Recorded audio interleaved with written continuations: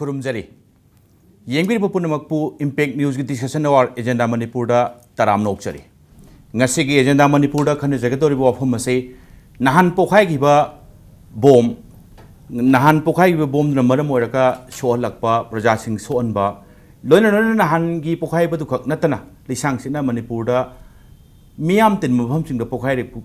Giba Boms in Madamoracanda Misam Prajada Kari Howley Mokoida Kari Nunanga Poholi Kari Wapam Moi Kari Ngangi Mokoida Kari Faulising Hypersing Sikana Navagate and Jaduring a say Janda Manipur look Doriba Lona learning a segi Wapam Stakana Navagita Impact News Studio the Lenton Denoli Vidiva guessing say I am bussing the Yana Sak tax again. I extreme night the Pambidi say Tamo Posangbam Dhanakumar retired IPS ni Tamu Taram Nokchari Aduka Tamo Dhanakumargi Oida Pambidi Basi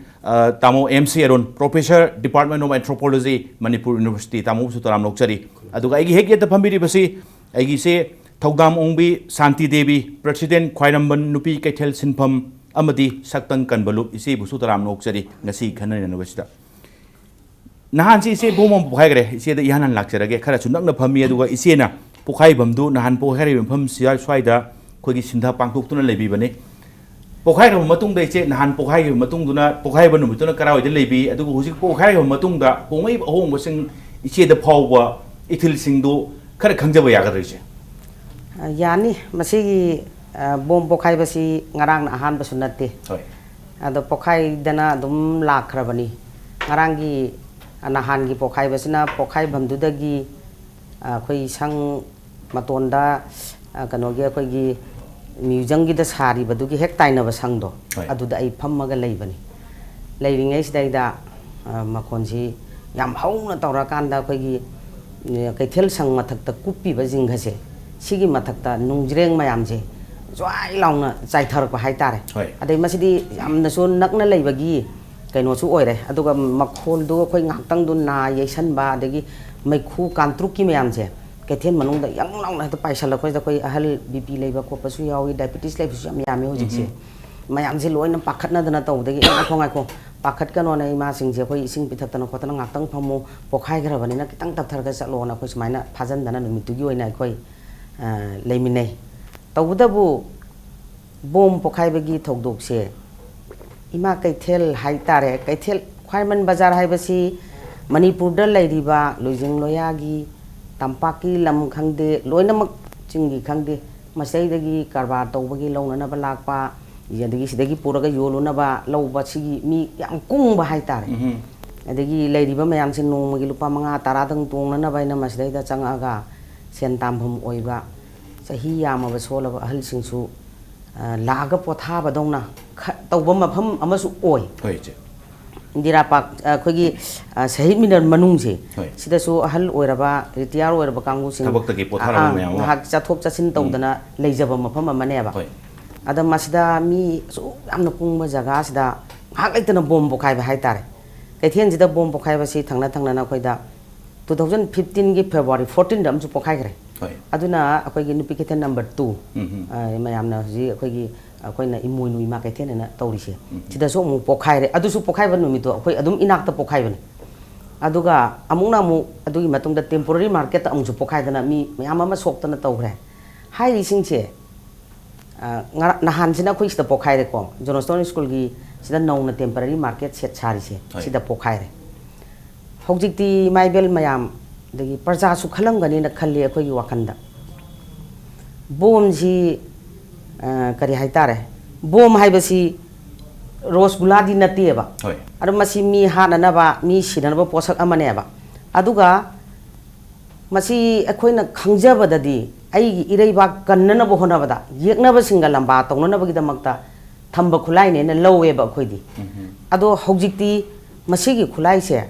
she's in a home Kandrava Male of Quilay Parzasin. Okay. Yamnungai, but then I was on the Laxaning say, Nahangi Boom Pokai Roja.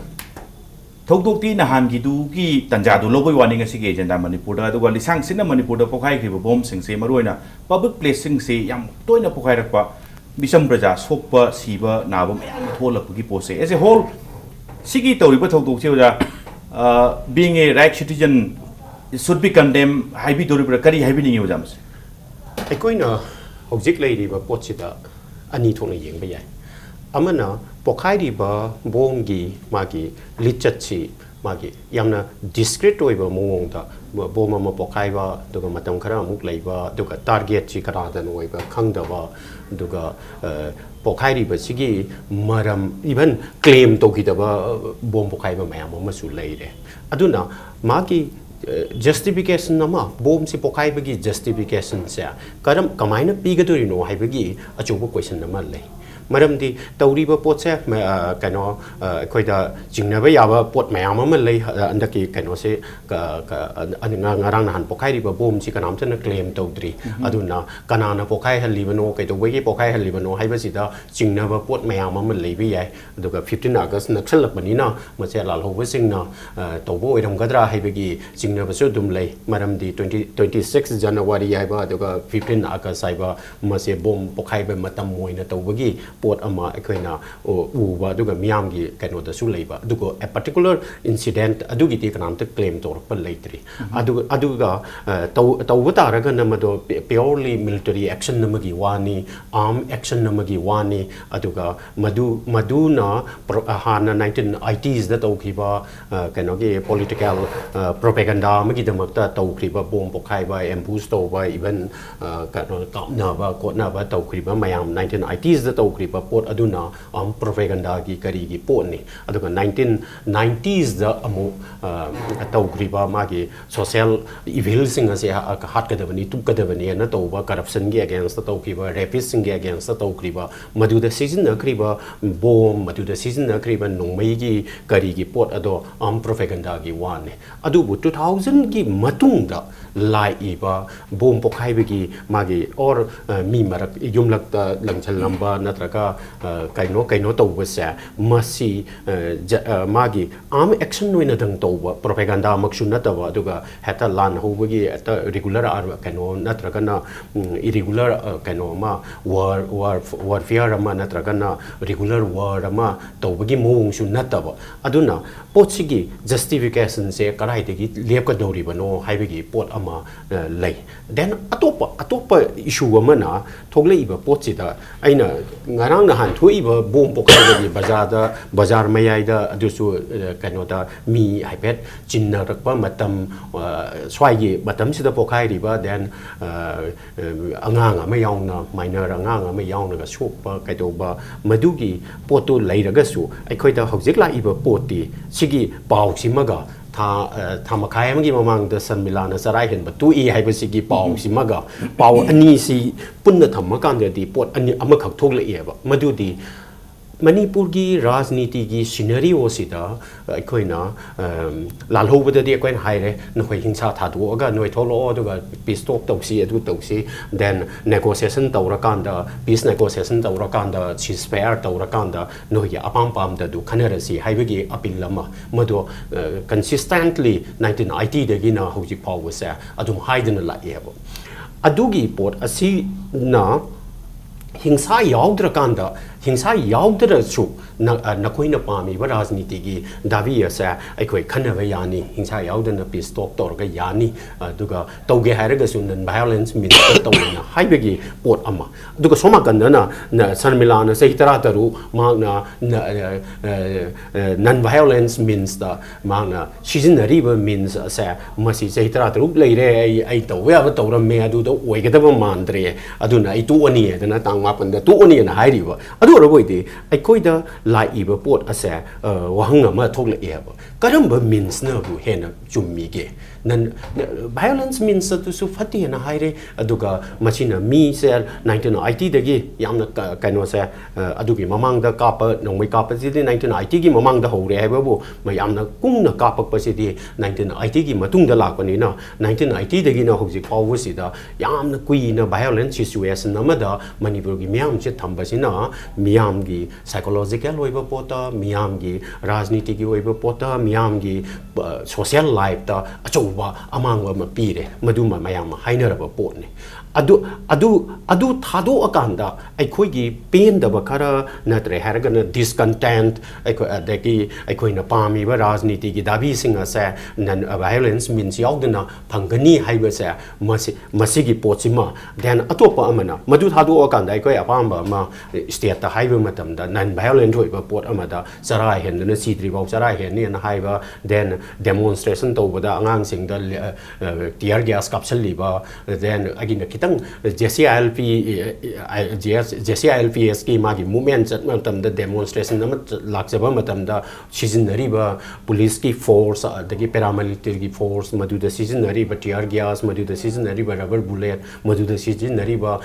lathi charge gi magi force adu pura ontho ga yeng matam da di disproportionate oina leire ba adu araboi di wangam thole ba karamba means sa karamba rajniti ki pambai asina afaba pambai no haibagi me kaino ma thok lai ba aduna andaki bom pokhai ba sida ikoi da tholi ba potcha yes mi sam chokpa then dagi mirakta bom pokhai ba haiba sidi anybody in Manipur eta chokpa ya ba maram di madu di target yaw da ba pot ni na bazar mayai da ai ju chalam ba ya ba nang ju chalam ba ya ba aduga kano adugi kano se aduna mi khuding mak na victim oi ba ya ba mi khuding mak na chokpa ya ba si ba ya ba oi ba ni na madugi pot ase masi justify tawri bra tawdabra haibagi pot ama arm action namagi thakta leiba aduga maduna political meaning ama natraga na kano ma piba nataba propaganda samjal la kan deng sai gi pokhai base taseng na kanana to puno natraga masi kana waram bi ai haibagi pose hujik phogda yang clear picture ma puthopang ngamdam ni na chamam nabam din din thoe aduga so far as why da politically kari manung da kari hidden agenda le ribono aduga justification si kamaina tawrino habi photo so still samam nari and plus pokhai ba si public place ta pokhai ba aduga misam sol ko targadi masi punna magna masi condemn tawni aduga masi nungai ba honoti habi ki photo no jan thambire se mathang dai no tamo dhanuk man lak chaning base yes thokre ngarang gi sinatana atopa mayam su mang thokre aduga thokibda ngasai ojana panbiba dumaina claim tawrokhiba si khara khaktani claim tawroktabna yam ngakhtani aduga even investigating agency ki site ki sumase thidokpa khangdana thibam khangdana adum leiba mayam yauri tamo soise aina tamo da laksaning basi yang kuina IPS officer moina police ki karigi keno state kuina tabi abne thokdok thokpasi che bom pokhai bagi mong singsi magi modus operandi singsi ID masi study torokanda masi ki technology masumaina pokhain ba aduga bom swaida sabda sinari ba swaigi masak singsi sigumna khare hena sinabani swai si ordi si oram bi ai ka hebagi chingnaba phawba chingnaba pokpa ai masi oigani ka hebagi pose yam wali swaigi pose tamo kamain thambiningi tamo sais masi matang se kan kitang di yamna mek singna haibidi kitang nungai tawi area tare singna jero yana ina legal department to ga mari lena banina tawdu masi haipet khangdabdi nate haidi bom pokhai explosive season of the sigi mongi explosive sigum makamune se sanada ID ko battery fitted kamu leri wireless kano torga sinabi remote control la ada even mobile torga to pokhan ba leri na sigum makan ki kano si mai sari mo sinabi technology ada ngasai sana bi da haje da ngasai gi machang mathum na hai bu si mayam si torga CDC group sino oramle heavy adugumba gi kano de dum leitabdi na te lei adu karamba technology karamba kamuna to wi have dumukti si problem da hayo da tang fajaw wat ka do wal swagi sinari ba masak sing kai sing do yen kan da sine oram be ai sine to guni have gi pot adu chinga leitabna te aduga yes phongdok puda kai da matang matam cha da bagi di oram be ai adu phongdok ta basina maram ora kan da mayam da chamam na bam di kanan tawrino kana police site chu haidre pokhai lamba sing na su ai akoina to guni haibagi potom chu haidre swai masigi matang sita oite oja khana nabagi kana oidoino masi si kana na pokhai lam se masi hidden agenda gumam le na jala masi thawoina to holiba jala kaina public ki swai da sum phawri sing se ta seng badi clear picture ma utpangam daba puthopangam daba swai gi phimam sino oram ta ina khanjai sigi kenu lai ba phimam se ise de na ulak saning masi chengan na han gi pom pokhai gre adui matung rang sumu ayukta pokhai ga daba pokti pokhai hodraba bom khara amasu thibada phangena amuk tawre swaisda asat ok sing se hujik se m sector gi हाइजनबम जोनोस्टोन की मनिंग Dhang side का दो चंग बया दन थिंजन गरे तौरीसिंग सिबो स्वाइसिदा अद्वाइदा फमजबा कारबार का तौजरीबा हुजु जुसु इमा कैथेल की सिंग सोदाइदा टेम्पोररी मार्केट हम सारगा फमदन खोतना गदी तौबगी केनोने स्वाइददी मसिना कयाम सोअली कमाइन तौईचे सोकपसी अंगक फंगना सोकतोइनी हाना अखोइ सिदैदा होंदोरइसे पोट सिट्रेना हौजिकसी अंगक फंगना वानारिनेबे इमाइबेन मयामसे मरमदी असि चिनबा अदगी ngasai pot leba lakpa singjisu wana sangna kriki ina dana tawbudu nungai tabana maram morakanda mi ju sangba watliba mafam mane sidaida hojik em sector ondagi changa kanda auto ga su khara dum chelaga adom dagi su changa gadi makharom thangwadagi changa ka torbe market ki khara nakpa che masi asi thingjan khara kanda di pura mu pungsi sidoine ba kai thienche sina maram morakanda nupi myam che asoba ma mu haura ani ba akoi si kaidoba lakno pot non ba lakpani pot leba mi su laktre नोमगी पैसा दम तिंगे भाड़ा दी तिंगे याद देना अदुगा मसलेदा तौरैबा पोसे अखोइ यानिंगदे हाइबगी खोलाउदुदनि ngarang अखोइ धरना फमदना pot के योंदंगै rally जतना police का अखोइगा तापताइ नमना दना तौनरुइसे सिगी मतंग जिदने अदा अखोइना याम पेंद्रिसिना बोम जी कनाना नो सेंतोरो हाइसि मसिंग खंगदना अखोइ कनो तौरे सिरिन प्रोटेस्ट तौरे लाउ खोंगदना मयामम चले अखोइगा फुनारगा दुम तोकनी सिक्युरिटी फोर्स का कनामतनसु सेंदोकपिरक्ते तसेंगनमकिदी दिल्लीदसु जंत्र मंत्रदा मयांगी वाकट मिफम फमदनबा मसेमी हाय अदो खोइ मणिपुरदसु लेबाकसिगी ओइना पेंदबा मयांगी खोलाउगी ओइना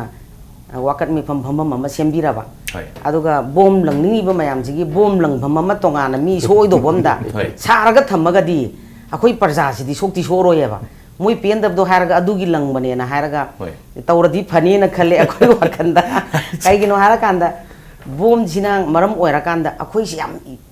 इपाइ थाबाइबा हौरेबा कैथेलसिदा कई दौरमदगी हाइबम जु खले अदगी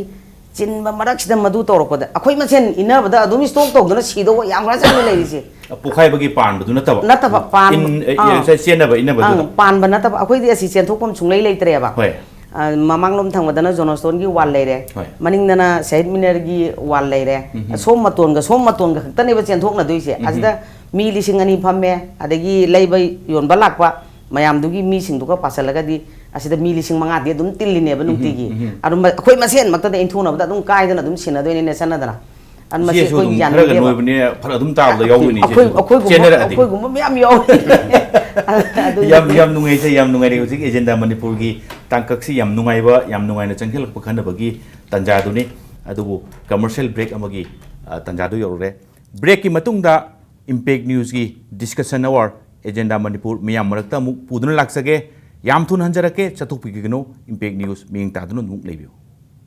टाटा शक्ति G6 सेट सिजनबियु गवर्नमेंट पीबा गाइडलाइन की मतुंग इना चप चाना क्वालिटी कंट्रोल तौरबा टाटा शक्ति की प्रोडक्ट नि टाटा शक्ति की प्रोडक्ट सिंग स्टेट असि की डिस्ट्रिक्ट खुदिमक की रिटेल आउटलेट सिंग द फंगबिगनी टाटा शक्ति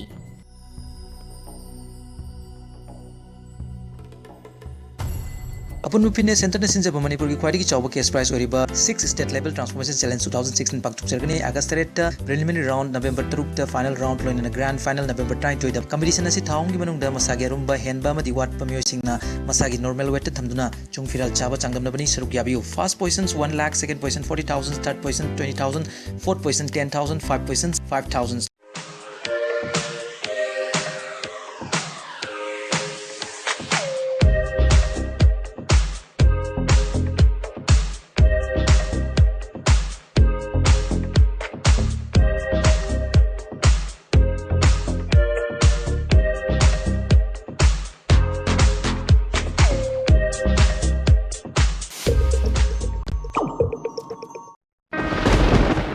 कुइरबगे तुंगदा पुनबसे नुंगाय सुमे मादि करी तौरे मागे से डबल स्ट्रेंथ निसिंग पमाली मंगोंद पियो डबल स्ट्रेंथ लिवर टॉनिक लिपसेप DS double strength liver tonic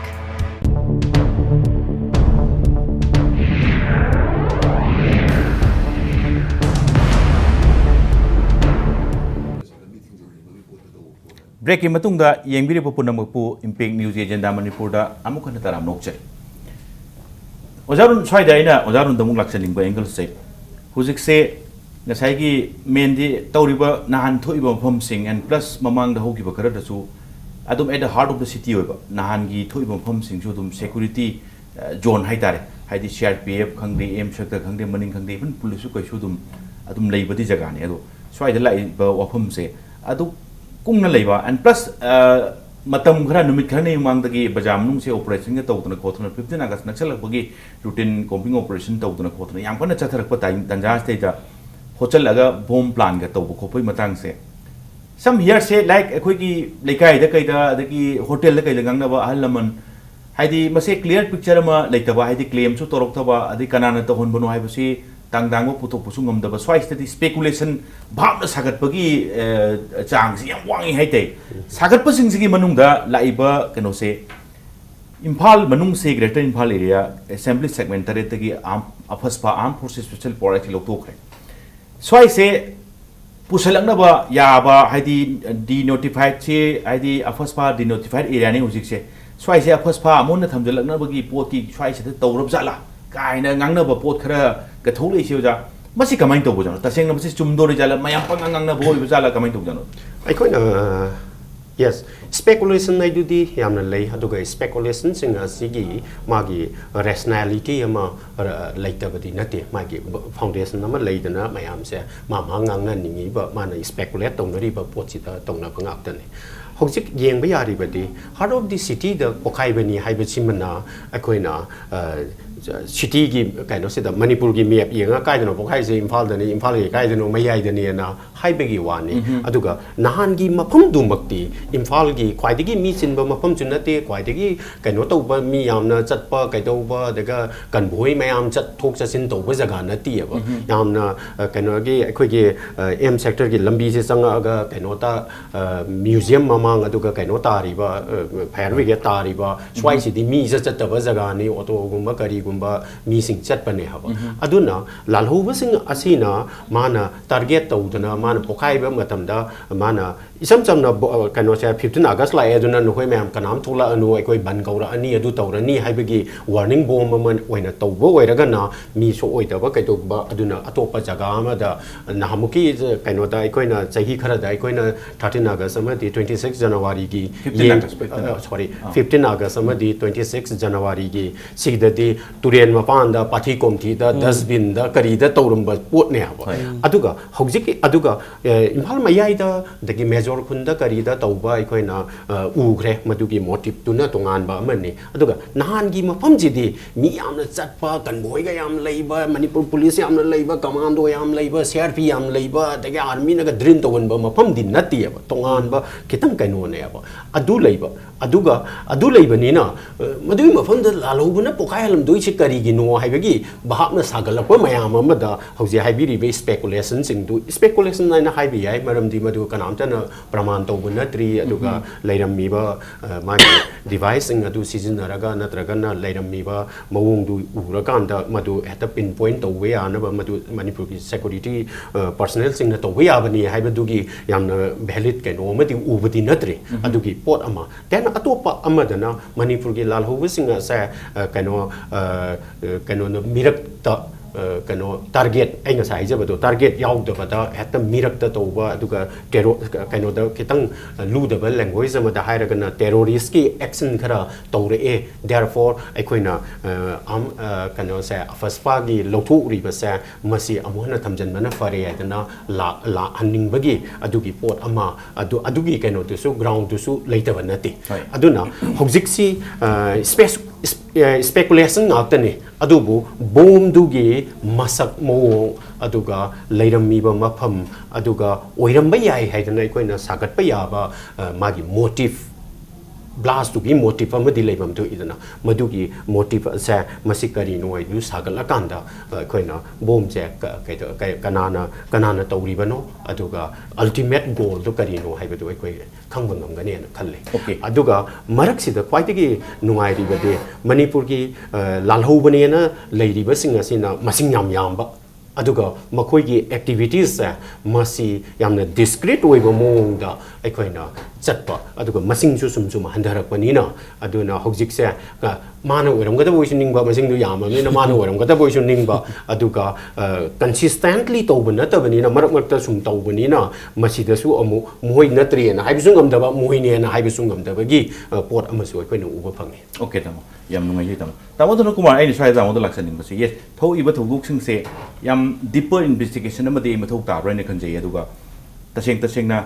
claim mak tor trasu e swai si kanana to wo oibi ai kai si thidukpa madu lang jin khangduk pamdi madu mathau ta kan ne khali tamo. Aduga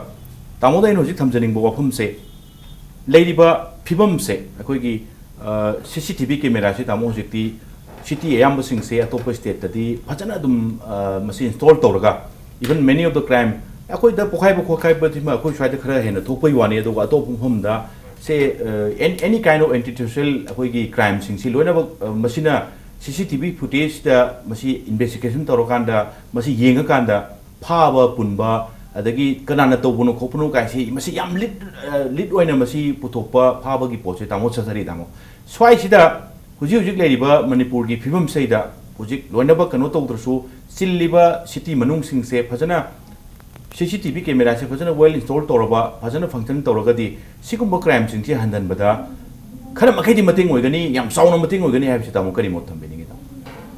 chuna khara makhai de yam sauna mating oigado pone laibak thiri de CCTV camera se ko install tore na lupa crore kya changdra phanam install tore hete yadi si deliberately handebira नजर substandard material लो रिबरा अदि समना CCTV supply तोर कदोइनी install तोर कदोइनी company लागा company देगी मोय commission चाथोक जासिन तोरगा पान grey खोट के हेबम थोगा अदुम जागे हो यारो तु ओना सोसम द कमीशन चानर तु इबरा नत्रगा डेलीवरी डिजाइन ला है पोसिम याम मुन्ने येंगोम दरकार ले नंबर 1 सिदा नते अखोय द जनरली येंगदा ट्रैफिक सिग्नल मैम उबिरा मनी नोननी पिपा कापमनी Uji amata functional loidre. Sizu crore kaya mangan muramne. Similarly, CCTV sizu another crore kaya mangalle. Camera mayam khile du tore da tore mayam long lagi. CCTV gi result ndo uji udri. Aduga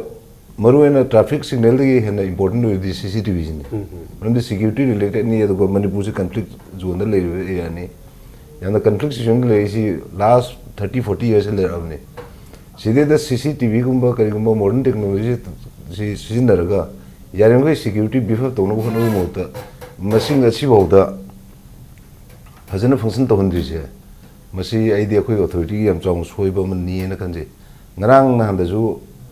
अखोय gi होयन बावगी opinion poll द मसी मतंग जी यावगिबनी 74% ना मसी government ना थोइदबगी नि हेना याम चांग न यावरि हाइजेबा ओके ना adagi amu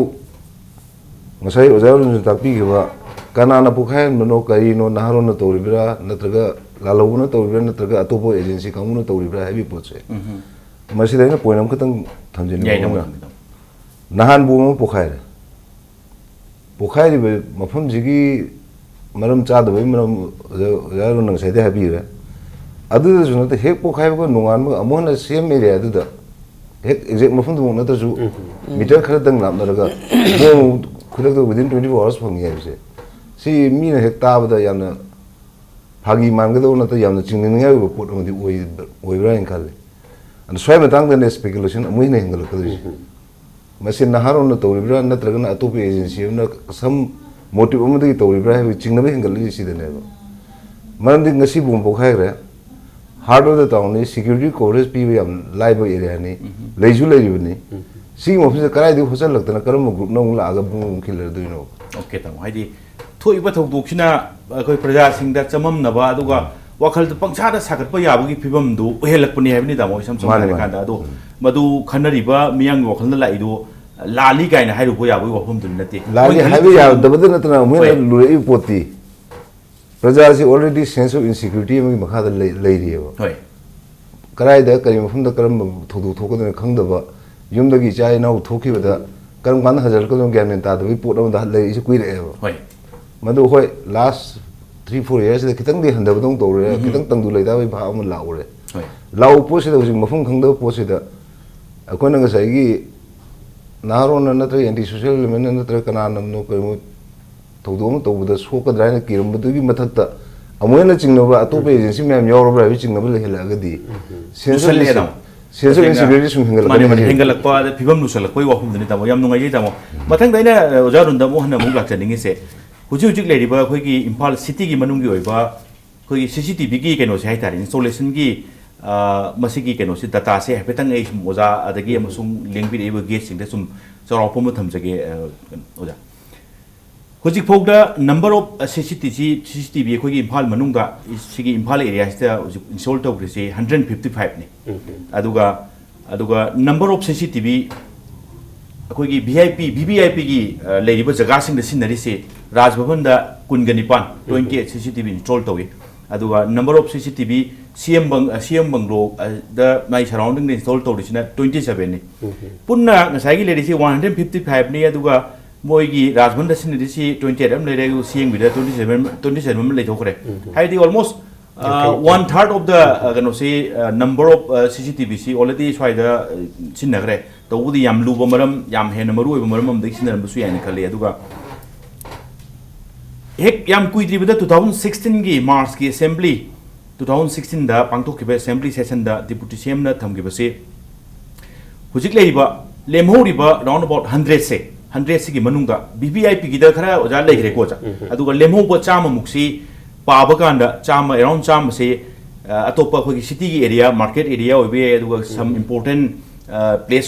ओबे आई स्वाइदा हुजु हुजु खिलिबा केनो से लेमौरिबा चाम सिगी मनुंग चाम सि स्वाइदा लेहौरे चाम सिगी मनुंग दा फंक्शनेबल ओरिसी फंक्शन हुजु तौरिसी only 25 day kun manga khakta ni function tawisi huju official kano hai tare deputy CM masana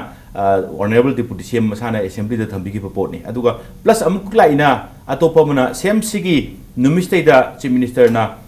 thambi bo wafam ni madudi 5.51 crores 5.51 crores se allocated for repairing sai gi yadaba sing semjan na bagi madugi allocation am su already tawre adu another mana leiriba phibam se han 150 to 50 gumam di BBIP da lei thokre 100 to Imphal city lere adu manung da kumanga si khaktani function level oiba repairing gi damakta 5.51 crores allocated tawre aduga si puna maksi mathakta amuk plan ama lai si 38 more sophisticated CCTV install to mathau tai hebagi observation amasung leire oja laiba phibam leiriba phibam state se Manipur police se hujiki modernization gi laiba hujiki chawkholaba electronic ki gadgets dadi Manipur police se kitang handicap ohen bagi pot am de sungoi joinu oibreni kale aduga thoiba crime sing leriba phibam state da the whole ekoi ki blame se police department da pishan basi sunggodra langgadra haibudri no jadi khangjaningi aikoina security ki kano sigi matang si khanara ko matam si da yes ekoi ki Manipur police ki pochi da CCTV then my ki bullet proof jacket laibadagi then kano jeep laibagi karigi wathok mayam mai koina now and then tagre maduna ngasai tamona haibigri bada overall Manipur gi corrupt practicing se supply to bada then construction da kari da tawriba pochida madugi pocha medical da leiba du maina police da sudum leiba mangon da di paisa loho budu ne hana maru oi haba madu security reason gira na tragana even kano da health sector da lasing leiba da paisa charam bagi wathok achoba lei hiba du maina Manipur police ki kari ki pot leiba da even in army gi mi paramilitary gi kari gi mioi sing ke samnaba news now and then lai kare aduna whole CCTV gi pot sa makoi da security duna secondary oiraga magi maranai profit tune hena maru oirapagi pot ama number 1 CD koina Manipur police tang after taina we aroi maduda de achoba bureaucracy gi then ekoi gi kaino gi minister singi then MLA singi minister singi politicians in short politician bureaucracy amadi supplier or contractor gi makoi gi achoba nexus ama leiba adugi potu ne madudi samsam nai koina kaino da dam sabada lik oire haibugumba then kaino da leiba da kaino tawre haibugumba madugi chawthor pot amani na ko ni yeng yai aduga atopa pot amana Manipur police ki lairiba hojik lairiba mi masing ase makoi da thabak tawriba mi sing se right from constable dagina DGP bahawagi masing ase masina Manipur ge entire thabak tawriba Manipur government ke employees gi half hele police ki masing jina half karabu hena helam gani na ekalle 60% mak yogdra phawda adu araboidi aduga hairiba mi singa se Imphal da na ayamba taba kaidobagi pot neba mi masing chu yamba da ke city we bagi kari gi aduna swaida na hena deploy to pot layeba adu aragati khurak hang aduda mu BDF ki mi mayam si yoksal le ni home guard yaw re ni adagen traffic police ka se hapa ga di kana yam gre ba Imphal se deploy to riba pot se mi masing mi oina CCTV to ko mi oina lepaga mamit na CCTV is in the camera, and young when he mid no Utrakan, the highway one, Aduga, Mina, Ying Bayaba, Mina, kind of questions and river, Tong Lalam, I couldn't give BDF, Nia Umna Mata, then Constable, then Commandos, Mam, Sings in a Karina, Security City, I quite a Angapapanga, kind of say, Tori. Adumaknani, I quite a Swider, Lalhovana Tina, 1990, the Gatoramba, Bang Lut, Tori, Habagumba, Natragas Toman, and wake up and Magumba. Motorcycle the la aga do tori haibagumba magi kanose sigumba action ji u hidrise police sing gi fazana makoina walk to ba makoi dai koina target from thok activities khare lay adu aragadi achong yamna mi kung na ta khraba kanose deploy tori ba mapam ji da bom je amu pusala aga tori ba sa masi kamaina tori ba no madu ai koina Trisking to was it a Swedibara, Natragan, Carino, Hibiki, what ama, Aduna, what uneasy, Heidi, Equida, modernization gaming, the Equina, Lady Burn, Nongway Kang de, the gay Gadi Kang de, wireless set Kang de, military hardware, hardware singers, a labor the Tauriba port, Aduka Mima sing. Shigi Pochida, Equida, Karbargi, profit motive in a Hengel Laktana, Maduda, Ahoba. Then Atopa Amana, deploy the riba me mayam sing Asina, Mana, Tawungam Dre Hiragati, Equina, Yengwaris, Anini, Amana,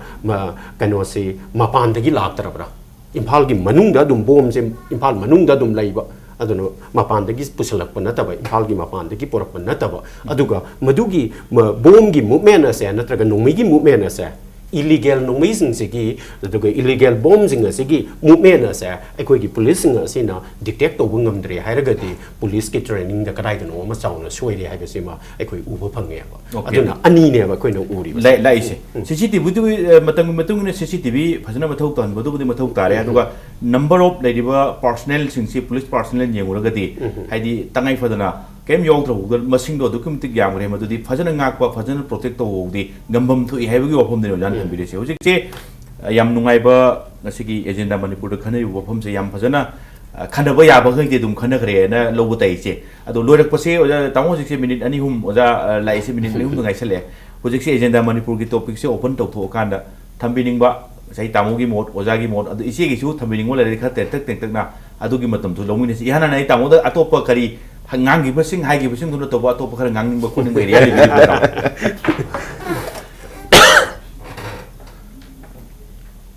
Masi kanone. Hojulaiba we overall atmosphere haitare. Akoi tangdu leta daba adagi akoi sense of security leta koto bahai poche. Masi hoji oja takbi thane number of personnel matam da masagi 19 even 2000 other hoji security personnel am wala me je. Madui matung da gidi recruitment spree hai gadra recruitment se alag pada tawre ada hujil lai number of security personnel okay state ki da pavada mathas da ko CRPF BSF army numi sunga gog da bada lai ba ko Manipur police personnel je more than 30,000 hell avne je more than 30,000 hell avau si da hujibo da sense of security se karigi society se lai tri bano poche Yam chawu question before 2000 the level sense of insecurity to hoju hoju dum lai ri hai je Hengel lai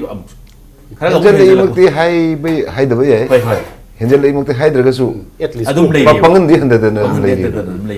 lai ri bo sin ta ko di there's something wrong somewhere ꯀ꯭ꯔꯥꯏꯗꯅꯣ ꯀꯩꯅꯣꯝ ꯌꯥꯝ ꯆꯥꯎꯅ ꯍꯣꯕ ꯑꯃ ꯂꯩꯔꯤꯕ somewhere it went wrong ꯍꯥꯏꯕꯅꯤ ꯁꯤꯁꯇꯦꯝꯁꯤ ꯁꯝ ꯍꯥꯏꯔꯒ system ꯁꯝꯅ ꯍꯥꯏꯔꯕꯗ ꯑꯩꯈꯣꯏꯒꯤ ꯄꯨꯂꯤꯁ ꯄꯔꯁꯣꯅꯦꯜꯁꯨ ꯌꯥꯝ ꯂꯥꯛꯑꯦ ꯃꯣꯏꯅ ꯀꯔꯤ ꯇꯧꯒꯗꯕꯅꯣ ꯃꯣꯏꯅ ꯄꯤꯒꯗꯕ ꯁꯔꯚꯤꯁꯁꯤ ꯀꯔꯤꯅꯣ ꯍꯥꯏꯕꯁꯤ ꯐꯖꯅ ꯇ꯭ꯔꯦꯅꯤꯡ ꯄꯤꯗꯕ꯭ꯔꯥ ꯑꯗꯩ ꯇ꯭ꯔꯦꯅꯤꯡ ꯄꯤꯔꯒꯁꯨ ꯃꯣꯏꯅ ꯊꯕꯛ ꯇꯧꯗꯕ꯭ꯔꯥ ꯊꯕꯛ ꯇꯧꯗ꯭ꯔꯒꯅ ꯀꯩꯗꯧꯕꯒꯤ ꯇꯧꯗ꯭ꯔꯤꯅꯣ ꯇꯧꯍꯟꯒꯗꯕ ꯀꯥꯡꯕꯨꯅ ꯇꯧꯍꯟꯗ꯭ꯔꯤꯕ꯭ꯔꯥ ꯍꯥꯏꯕꯒꯨꯝꯕ ꯀꯣꯏꯁꯟ ꯃꯌꯥꯝ ꯑꯃ ꯂꯥꯛꯑꯦ ꯍꯥꯏꯖꯔꯤꯕ ꯀꯣꯏꯁꯟ ꯃꯌꯥꯝ ꯊꯣꯛꯂꯦ ꯍꯥꯏꯕꯅꯦ ꯀꯣꯏꯁꯟ ꯃꯌꯥꯝ ꯑꯃ ꯂꯥꯛꯑꯦ ꯑꯗꯣ ꯃꯁꯤ ꯃꯊꯪ ꯈꯟꯅꯕꯗ ꯌꯥꯝꯅ ꯏꯟꯇꯔꯦꯁꯇꯤꯡ ꯑꯣꯏꯒꯗꯕ ꯑꯦꯔꯤꯌꯥꯁꯨ ꯌꯥꯎꯗꯕ ꯅꯠꯇꯦ ꯈꯟꯅꯕꯒꯤ ꯇꯉꯥꯏ ꯐꯗꯕꯒꯤ ꯃꯇꯝ ꯂꯥꯛꯑꯦ ꯑꯇꯣꯞꯄ ꯑꯦꯖꯦꯟꯗꯥ ꯀꯔꯤ ꯊꯝꯕꯤꯅꯤꯡꯉꯤ ꯑꯣꯖꯥ ꯀꯔꯤ ꯋꯥꯂꯧꯕ ꯂꯩꯔꯦ ꯑꯣꯖꯥ ꯑꯩꯈꯣꯏꯅ ꯌꯦꯡꯕ ꯌꯥꯔꯤꯁꯤ ꯃꯌꯥꯝꯅ ꯆꯤꯡꯅꯔꯤꯕꯁꯤ ꯍꯣꯏ ꯃꯌꯥꯝꯅ ꯁ꯭ꯄꯦꯀꯨꯂꯦꯁꯟ ꯃꯌꯥꯝ ꯑꯃ ꯇꯧꯅꯔꯦ ꯗꯦꯟ ꯑꯇꯣꯞꯄ ꯑꯃꯅ ꯑꯩꯈꯣꯏꯒꯤ ꯂꯥꯜꯍꯧꯕꯁꯤꯡ ꯑꯁꯤꯅ ꯃꯈꯣꯏꯅ ꯇꯧꯕ ꯃꯇꯝꯗ ꯃꯈꯣꯏꯒꯤ ꯏꯗꯤꯑꯣꯂꯣꯖꯤꯗꯨꯅ ꯄꯔꯃꯤꯠ ꯇꯧꯗꯕ ꯃꯈꯣꯏꯒꯤ ꯄ꯭ꯔꯣꯄꯦꯒꯟꯗꯥꯗ ꯅꯠꯇ꯭ꯔꯒ ꯃꯈꯣꯏꯗ ꯄꯣꯂꯤꯇꯤꯀꯦꯜꯂꯤ ꯀꯔꯤꯝꯇ ꯀꯥꯟꯅꯗꯕ ꯄꯣꯠꯇ ꯃꯈꯣꯏꯅ ꯊꯕꯛ ꯇꯧꯕ ꯌꯥꯎꯈ꯭ꯔꯒꯗꯤ ꯑꯗꯨ ꯃꯗꯨꯒꯤ ꯈꯨꯗꯣꯡꯆꯥꯕꯁꯤ ꯂꯧꯔꯀꯥꯟꯗ ꯑꯇꯣꯞꯄ ꯄꯣꯠ ꯃꯌꯥꯝ ꯑꯃ ꯊꯣꯛꯂꯛꯄ ꯌꯥꯏ ꯍꯥꯏꯕ ꯑꯗꯨꯅ ꯂꯥꯜꯍꯧꯒꯦ ꯍꯥꯏꯔꯒꯅ ꯌꯥꯝꯅ ꯃꯥꯅ ꯊꯥꯖꯖꯔꯤꯕ ꯏꯗꯤꯑꯣꯂꯣꯖꯤꯗꯨꯗ ꯃꯗꯨꯗ ꯁ꯭ꯇꯤꯛ ꯇꯧꯔꯀꯥꯟꯗ ꯂꯥꯜꯍꯧꯕ ꯑꯃ ꯑꯣꯏꯅ ꯍꯧꯕ ꯑꯃ ꯆꯪꯉꯦ ꯑꯗꯨꯒ ꯀꯩꯅꯣꯁꯦ ꯂꯥꯜꯍꯧꯕꯗꯨꯅ ꯂꯥꯜꯍꯧꯕ ꯑꯣꯏꯔꯛꯇ꯭ꯔꯕ ꯑꯥꯔꯃꯤꯗꯨꯅ ꯑꯥꯔꯃꯤ ꯑꯣꯏꯔꯛꯇ꯭ꯔꯕ ꯗꯦꯟ ꯄꯨꯂꯤꯁꯇꯨꯅ ꯄꯨꯂꯤꯁ ꯑꯣꯏꯔꯛꯇ꯭ꯔꯕ ꯗꯦꯟ ꯑꯩꯈꯣꯏꯒꯤ ꯕ꯭ꯌꯨꯔꯣꯀ꯭ꯔꯦꯠ ꯑꯣꯐꯤꯁꯥꯔꯁꯤꯡꯁꯤꯅ ꯃꯈꯣꯏꯒꯤ ꯇꯧꯐꯝ ꯊꯣꯛꯄ ꯊꯕꯛꯇꯨ ꯐꯖꯅ ꯇꯧꯗ꯭ꯔꯕ ꯑꯩꯈꯣꯏꯒꯤ ꯄꯣꯂꯤꯇꯤꯁꯤꯌꯥꯟꯁꯤꯡꯁꯤꯅ ꯃꯤꯌꯥꯝꯒꯤ ꯃꯃꯤꯠꯇ ꯑꯥꯏꯗꯤꯌꯦꯜ ꯑꯣꯏꯔꯛꯇ꯭ꯔꯀꯥꯟꯗꯗꯤ ꯃꯅꯤꯄꯨꯔꯒꯤ ꯉꯁꯤ ꯂꯩꯔꯤꯕ ꯀ꯭ꯌꯥꯎꯁꯦ ꯑꯗꯨꯝ ꯃꯈꯥ ꯆꯠꯊꯈꯤꯅꯦꯅ ꯑꯩꯗꯤ ꯈꯟꯖꯩ ꯑꯣꯀꯦ ꯑꯗꯨꯒꯤ ꯐꯤꯕꯝꯗꯨꯗꯤ ꯑꯗꯨꯋꯥꯏꯗꯨ ꯑꯣꯏꯔꯝꯒꯅꯤ ꯃꯤꯆꯝ ꯄ꯭ꯔꯖꯥꯗꯗꯤ ꯑꯩꯈꯣꯏ ꯀꯩ ꯍꯥꯏꯇꯥꯔꯦ ꯂꯩꯐꯝ ꯆꯥꯐꯝ ꯈꯪꯗꯕ ꯑꯩꯈꯣꯏꯒꯤ ꯍꯥꯏꯈꯩ ꯀꯩꯅꯣ ꯋꯥꯕ ꯑꯗꯨꯒꯤ ꯀꯩꯅꯣꯗꯨꯅꯤ ꯏꯆꯦ ꯂꯣꯏꯔꯛꯄꯁꯤ ꯀꯔꯤ ꯉꯁꯥꯏ ꯉꯥꯡꯕꯗ ꯋꯥꯠꯍꯧꯕ ꯀꯔꯤ ꯊꯧꯕ ꯂꯩꯖꯥꯠꯅꯣ ꯏꯆꯦ ꯈꯔꯒ ꯍꯥꯏꯅꯤꯡꯕ ꯂꯩꯔꯗꯤ ꯑꯗꯨꯒꯤ ꯑꯩꯅ ꯍꯥꯏꯅꯤꯡꯕꯁꯦ ꯃꯁꯤ ꯂꯥꯜꯍꯧꯕ ꯅꯍꯥꯔꯣꯟꯁꯤꯡꯅ ꯇꯧꯕꯅꯦꯅ ꯈꯜꯂꯒꯁꯨ ꯑꯩꯈꯣꯏꯅ ꯇꯧꯕꯅꯤ ꯑꯩ ꯑꯗꯨ ꯄꯥꯔꯇꯤꯅ ꯇꯧꯕꯅꯤ ꯑꯗꯨꯒꯤ ꯃꯔꯝꯒꯤ ꯇꯧꯕꯅꯤꯅ ꯌꯥꯝ ꯊꯨꯅ ꯂꯥꯎꯊꯣꯛꯍꯟꯅꯤꯡꯉꯦꯕ ꯑꯩꯈꯣꯏꯒꯤ ꯋꯥꯈꯜꯂꯣꯟꯗ ꯃꯈꯣꯏꯅ ꯂꯥꯎꯊꯣꯔꯛꯑꯀꯥꯟꯗꯗꯤ ꯃꯈꯣꯏ ꯄꯨꯝꯅꯃꯛꯇꯨꯅ ꯇꯧꯗ꯭ꯔꯦ ꯍꯥꯏꯔꯀꯥꯟꯗꯗꯤ ꯃꯁꯤ ꯁꯔꯀꯥꯔꯅ ꯉꯁꯥꯏꯒꯤ ꯑꯥꯔꯝ ꯐꯣꯔꯁꯦꯁꯀꯤ ꯃꯇꯥꯡꯁꯦ ꯑꯗꯨꯝ ꯑꯣꯏꯕ ꯇꯥꯕꯅꯤ ꯑꯗꯨ ꯑꯣꯏꯔꯛꯀꯗꯣꯏꯅꯦꯕ ꯃꯁꯦ ꯉꯁꯥꯏꯒꯤ ꯑꯩꯈꯣꯏꯅ ꯀꯩꯒꯨꯝꯕꯗ ꯑꯣꯇꯣ ꯇꯣꯡꯉꯒ ꯆꯠꯂꯦꯅ ꯈꯜꯂꯒꯁꯨ ꯁꯦꯝꯒꯤ ꯃꯄꯥ ꯁ꯭ꯋꯥꯏꯗ ꯐꯔꯛ ꯇꯥꯕꯗꯒꯤ ꯒꯥꯔꯤ ꯈꯥꯝꯕꯁꯦ ꯃꯥꯒꯤ ꯁꯟꯇ꯭ꯔꯤ ꯕꯪꯀꯔꯗ ꯂꯩꯕ ꯑꯥꯔꯃꯤꯁꯦ ꯁꯤꯅ ꯔꯦꯐꯤ ꯈꯣꯡꯗꯅ ꯀꯣꯏꯇꯥꯟ ꯇꯥꯜꯂꯦ ꯉꯥꯏꯍꯥꯛꯇꯒ ꯂꯦꯞꯄ ꯌꯥꯕ ꯅꯠꯇꯦꯕ ꯑꯗꯣ ꯉꯔꯥꯡꯒꯤꯁꯤꯗ ꯑꯦꯝ ꯁꯦꯛꯇꯔꯒꯤꯗ ꯇꯧꯔꯤꯁꯦ ꯑꯗꯨꯗ ꯂꯩꯔꯤꯕ ꯁꯟꯇ꯭ꯔꯤ ꯄꯣꯁ ꯑꯃ ꯂꯩꯔꯤꯑꯕ ꯑꯗꯨꯝ ꯃꯥ ꯄꯨꯡ ꯀꯨꯝꯃꯔꯤ ꯑꯗꯨꯝ ꯂꯦꯞꯄꯦꯕ ꯁꯤꯗ ꯁꯤꯐꯥꯏ ꯑꯃꯗꯤ ꯑꯗꯨꯝ ꯃꯥꯒꯤ ꯍꯦꯛ ꯑꯣꯄꯣꯖꯤꯠꯇꯅꯦꯕ ꯉꯔꯥꯡꯒꯤ ꯒꯝꯂꯥꯗ ꯍꯥꯞꯄꯝꯃꯤꯕ ꯕꯣꯝꯁꯦ ꯑꯗꯣ ꯃꯥꯗꯨꯗꯤ ꯀꯩꯗꯧ ꯂꯩꯍꯧꯒꯦ ꯁꯤꯅꯦꯕ ꯑꯩꯈꯣꯏꯅ ꯆꯠꯄꯗ ꯉꯥꯛꯇꯪ ꯂꯦꯞꯄꯨꯕꯗ ꯇꯥꯟꯊꯣꯛꯑꯦ ꯃꯣꯏ ꯃꯈꯨꯠ ꯃꯁꯥ ꯇꯧꯗꯅ ꯔꯦꯐꯤ ꯈꯣꯡꯗꯅ ꯑꯗꯨꯗ ꯊꯝꯃꯤꯕ ꯄꯣꯠꯇꯨꯅ ꯃꯥꯅ ꯀꯔꯤ ꯇꯧꯕꯒꯤ ꯎꯍꯧꯗ꯭ꯔꯤꯕ ꯑꯗꯣ ꯍꯧꯖꯤꯛ ꯍꯥꯏꯔꯤꯁꯤ ꯃꯤ ꯌꯥꯝꯅ ꯀꯨꯡꯕ ꯀꯩꯊꯦꯜꯁꯤ ꯂꯥꯛꯄꯗꯒꯤ ꯈꯤꯇꯪ ꯇꯤꯟꯕꯩ ꯋꯥꯅꯦꯕ ꯍꯥꯟꯅꯗꯤ ꯑꯁꯤ ꯃꯤ ꯌꯥꯝ ꯍꯥꯡꯕ ꯃꯐꯝꯅꯦꯕ ꯖꯒꯥꯅꯤ ꯍꯥꯏꯗꯤ ꯇꯦꯝꯄꯣꯔꯔꯤ ꯃꯥꯔꯀꯦꯠ ꯁꯣꯝꯗ ꯖꯨꯋꯥꯔ ꯍꯥꯕꯗꯒꯤ ꯁꯣꯛꯈꯤꯕꯗꯒꯤ ꯁꯣꯝꯗ ꯍꯣꯡꯗꯣꯔꯛꯄꯗꯒꯤ ꯈꯔ ꯆꯤꯟꯕꯩ ꯋꯥꯅꯤ ꯅꯠꯇ꯭ꯔꯒꯗꯤ ꯌꯥꯝ ꯀꯥ ꯍꯦꯟꯅ ꯆꯠꯊꯣꯛ ꯆꯠꯁꯤꯟ ꯇꯧꯕ ꯍꯣꯏ ꯃꯦꯂꯥꯒꯨꯝꯕ ꯀꯩꯒꯨꯝꯕ ꯇꯧꯀꯥꯟꯗ ꯆꯤꯟꯕ ꯈꯛ ꯅꯠꯇꯅ ꯑꯇꯩ ꯃꯇꯝꯗ ꯌꯥꯝ ꯀꯥ ꯍꯦꯟꯅ ꯆꯤꯟꯕ ꯅꯠꯇꯦ ꯏꯆꯦꯅ ꯍꯥꯏꯕꯤꯔꯤꯁꯦ ꯑꯗꯣ ꯏꯆꯦꯅ ꯍꯧꯖꯤꯛ ꯍꯥꯏꯕꯤꯔꯤꯁꯦ ꯁꯦꯡꯗꯣꯛ ꯇꯧꯁꯤꯡꯗꯣ ꯇꯧꯈꯤꯕ ꯇꯁꯦꯡꯅ ꯃꯁꯤ ꯇꯧꯈꯤꯕ ꯑꯣꯏꯔꯗꯤ ꯁꯦꯡꯗꯣꯛꯄꯤꯔꯛꯑꯣ ꯑꯗꯨꯒ ꯑꯩꯈꯣꯏꯅ ꯆꯤꯡꯅꯕꯗꯨ ꯀꯣꯛꯀꯦ ꯍꯥꯏꯕꯅꯤ ꯏꯆꯦꯅ ꯈꯪꯅꯤꯡꯕꯗꯣ ꯈꯪꯒꯅꯦꯕ ꯍꯣꯏ ꯍꯣꯏ ꯁꯦꯡꯗꯣꯛꯄꯒꯤ ꯃꯇꯥꯡꯁꯦ ꯑꯩꯈꯣꯏꯅ ꯅꯦꯅ ꯍꯥꯏꯗ꯭ꯔꯒꯁꯨ ꯑꯩꯈꯣꯏꯅ ꯅꯠꯇꯦ ꯍꯥꯏꯕꯁꯨ ꯌꯥꯕꯅꯤ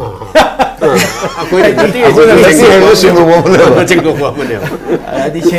ꯁꯦꯡꯗꯣꯛꯀꯦꯅ ꯈꯜꯂꯒꯗꯤ ꯁꯦꯡꯗꯣꯛꯄꯒꯤ ꯃꯔꯝꯗꯣ ꯑꯗꯨꯝ ꯈꯔ ꯀꯣꯝꯅ ꯂꯩꯒꯅꯤ ꯍꯥꯏꯕꯅꯤ ꯑꯩꯈꯣꯏꯅ ꯍꯥꯏꯗ꯭ꯔꯁꯨ ꯑꯩꯈꯣꯏ ꯅꯠꯇꯦ ꯑꯩ ꯍꯥꯏꯅꯤꯡꯉꯤꯁꯤꯅ ꯁꯦꯡꯗꯣꯛꯄꯁꯤꯅꯅꯦ ꯑꯩꯈꯣꯏꯅ ꯆꯃꯝꯅꯔꯤꯁꯦ ꯃꯥꯅ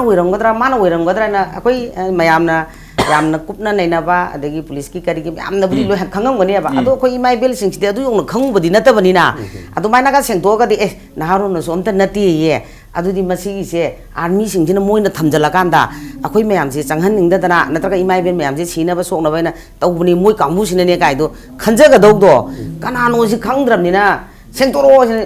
ꯄꯣꯠ ꯑꯃ ꯂꯩꯔꯗꯤ ꯃꯄꯨ ꯑꯃꯗꯤ ꯂꯩꯐꯝ ꯊꯣꯛꯏꯗꯅ ꯑꯗꯣ ꯕꯣꯝꯗꯨꯒꯤ ꯃꯄꯨꯗꯣ ꯀꯅꯥꯅꯣꯁꯤꯅꯦꯕ ꯌꯥꯝ ꯅꯨꯡꯉꯥꯏ ꯏꯆꯦ ꯉꯁꯤꯒꯤ ꯇꯧꯗꯤ ꯌꯥꯝ ꯈꯟꯅꯕꯒꯤ ꯀꯩꯅꯣꯗꯤ ꯌꯥꯝ ꯅꯨꯡꯉꯥꯏꯕ ꯇꯥꯟꯖꯥꯗꯨꯅꯤ ꯑꯗꯨꯕꯨ ꯉꯁꯥꯏꯒꯤ ꯃꯇꯝꯅ ꯌꯥꯔꯛꯇꯕꯅ ꯃꯔꯝ ꯑꯣꯏꯔꯀꯥꯟꯗ ꯉꯁꯤꯒꯤ ꯑꯦꯖꯦꯟꯗꯥ ꯃꯅꯤꯄꯨꯔꯁꯤ ꯁ꯭ꯋꯥꯏꯗ ꯂꯣꯏꯁꯤꯟꯅꯕꯒꯤ ꯇꯥꯡꯀꯛꯇꯨ ꯌꯧꯔꯛꯂꯦ ꯇꯥꯃꯣ ꯙꯅꯀꯨꯃꯥꯔ ꯉꯁꯤꯒꯤ ꯑꯦꯖꯦꯟꯗꯥ ꯃꯅꯤꯄꯨꯔꯗ ꯂꯥꯛꯄꯤꯕ ꯃꯄꯨꯡ ꯐꯥꯍꯟꯕꯤꯕꯒꯤꯗꯃꯛꯇ ꯑꯃꯨꯛ ꯍꯟꯅ ꯊꯥꯒꯠꯆꯔꯤ ꯑꯣꯖꯥꯕꯨꯁꯨ ꯉꯁꯤꯒꯤ ꯑꯦꯖꯦꯟꯗꯥ ꯃꯅꯤꯄꯨꯔꯗ ꯌꯥꯎꯕꯤꯕ ꯃꯄꯨꯡ ꯐꯥꯍꯟꯕꯤꯕ ꯑꯗꯨꯒ ओपोनेंट मैम व्यू मैम शेयर तौजाबू थागचरी इचे याम नुंगाई इचे ngasi थबकपुदी खरा नोंगाइजिन खरा कोंगदरा अदो अतैददि याम चिंदौ जाने अखोइना हाइजरुबदा हराव राव लाकपिरगा पुंगदे लेबा वा सिंदो अमता अखाकपा थमदना फोंदोकपिबा इचे याम नुंगाइजे इचे लोरकपदा पुनमपु पुन्ना मुकना थागचरी ngasiगी ओइनदि एजेंडा मणिपुर की खननबगी अखोइगी इंपैक्ट न्यूज डिस्कशन अवार्ड की खननबगी तंजादु लोइसलकले एजेंडा मनपुर की दमकतदी मथंग लाकदब नोंगाइजिंग ngaibib tari adubu thodok wathok kaya gi marik chumba report sing gi damak impact news miyeng taduna dumuk lebiu